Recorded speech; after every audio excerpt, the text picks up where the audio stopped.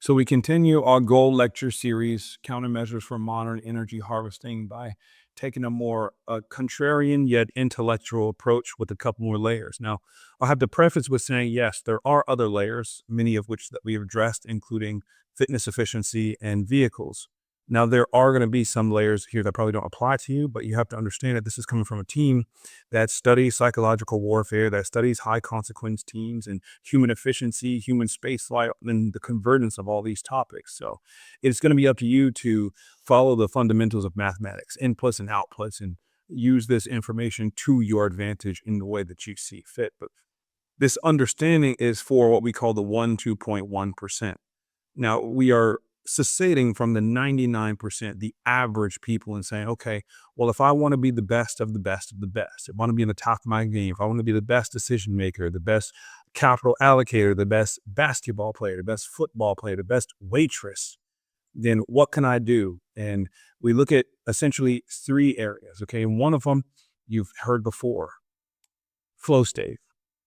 Now, instead of just looking at the surface level of flow state, which is pretty obvious, we're going to look at most of the vehicles and the inputs and outputs that get to what's called flow state permanence. And I have to again preface this by saying flow state permanence is not fun by any means, because you'll find that when you start getting into flow state, the understanding is temporary. But flow state permanence is, as the word suggests, a permanent state of essentially ruthlessness. And if you know anything about wealthy people, about high performers, about key decision makers, is they are ruthless, especially with their vehicles, people, places, and things, what they interact with in their cultural orbit, their sphere of influence, the things they gravitate towards or push away. And it could be their best friend of 20 years. If they become a detriment to the mission, they're out. Okay. The second thing is going to be something that we coined about 2 years ago, and we've had a lecture on it so far, but because it's so applicable to everything that we do, it just makes sense to bring it back up. And that's what's called reps. And it's repeatable, efficient, sustainable. If I can type here today, repeatable, efficient, predictable. I missed the P here. It's all right. We've been up for a while. Predictable, sustainable systems. Now, this is a really practical, militaristic style framework that you can carry essentially in any discipline. In fact, I think as we enter a new age of like human AI pairing relationships and more advanced technological architecture, and even supporting humankind's reach for the stars, that if you are not, for some reason, applying reps in your everyday life, then you are leading yourself to failure. It'll be like a shepherd leading sheep to a starving wolf den. So I'm sure that you can picture what the fallout of that would be.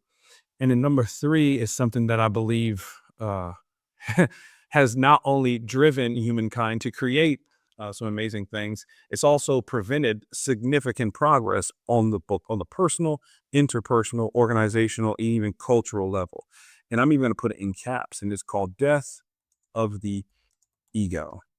And I believe that this is where we derive, especially from our lecture on immortality, fear and pain. Okay. And these two things go hand in hand with death of the ego, because as you get into like what we're going to talk about with death of the ego, it's death. It feels very painful. You are killing a part of yourself that no longer serves the new mission. And if you listen to our episode, I believe it was 704 of Endure Beyond podcast, where we talked about the pivot with Artemis, that pivot only is successful when the mission is made very clear, right? There are complete removal of ambiguity. But in order for ambiguity to be removed, there has to be roles assigned to each leg of the journey. And the only way a pivot is successful, the only way you can remove ambiguity, is by death of the ego.